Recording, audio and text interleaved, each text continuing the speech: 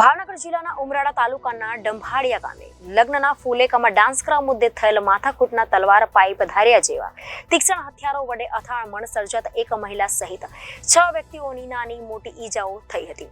સારવાર અર્થે ઉમરાળા તથા ભાવનગર સરટી હોસ્પિટલમાં ખસેડવામાં આવ્યા છે। જો સમગ્ર માહિતી શું છે? સમગ્ર બનાવ અંગે જાણવા મળતી માહિતી વિગતો અનુસાર ઉમરાળા તાલુકાના ડભાડિયા ગામે ગત રોજ લગ્ન પ્રસંગે રાત્રે ડીજેના સથવારે ફુલેકું યોજાયું હતું।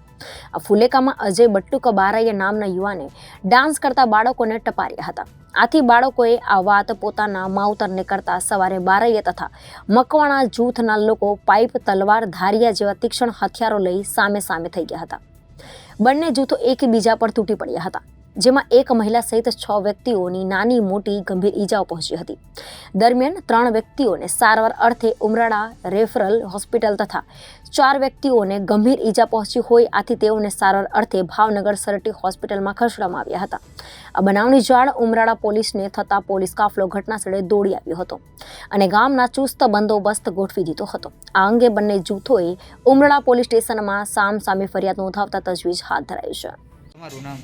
બાબુ ક્યાંથી આવો છો ને શું બનાવ બન્યું? મારા મારી કોણ મારનાર વ્યક્તિ હતું?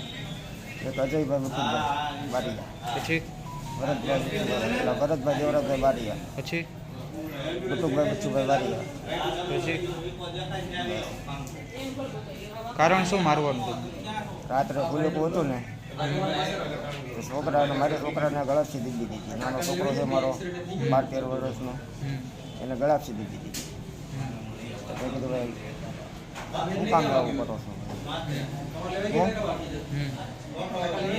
મારા છોકરાને માર્યો, હું ગયો એટલે બધા વૈયા ગયા, બરોબર વૈયા બધા ઘરે, ચાલો આપણે બોલીએ। તો સવારમાં મારા ઘરે આવીને મારે શેના વડે માર માર્યો? તલવારે। કેટલા વ્યક્તિને તમારે માર્યો? મારા વ્યક્તિને 3, 4, 5 ના વાગી। અજયભાઈ બટ્ટુભાઈ બારિયા, ક્યાંથી આવો છો ને શું બનાવ બન્યો છે? ડંભાળિયા, ઉમરાળા તાલુકો, ભાવનગર જિલ્લો।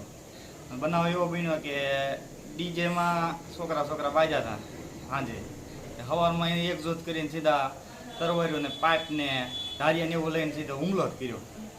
કેટલા વ્યક્તિ હતા મારવામાં? 10 થી 12 જણા શેના વડે મારવામાં આવ્યો? તરવારી ને ધારિયા।